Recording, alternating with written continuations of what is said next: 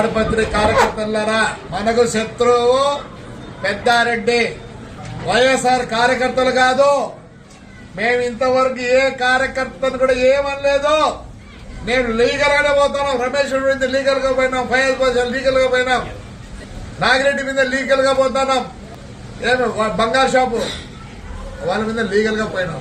కనీసం మేము ఎందుకు లీగల్ గా పోతామంటే మంచిది కాదు. ఎట్లంటే అది కొట్టకూడదు. ఇల్లు మొత్తం రిజిస్ట్రేషన్ తప్పు, ప్లాన్ లేదు, అయినా కానీ లీగల్ గా పోతున్నా. ఈ పొద్దు ఎవరెవరు వచ్చినారు దగ్గర కొన్ని ఫోటోలు ఉన్నాయి. మా కార్యకర్తలు ఏమంటారు, మేము తొందరలో వస్తాం, రఫా రఫా రఫా రఫా, మేము జైలు కట్టేయాలి రే పొద్దు నుంచి రఫా రఫా రఫా వాడి కోసం వచ్చిన మాకు వేరే వాళ్ళకి అవసరం లేదు. చూడండి మా కార్యకర్తలు ఎలా ఉన్నారో చూపిస్తాను. నేను ఇన్ని రోజులు వద్దప్ప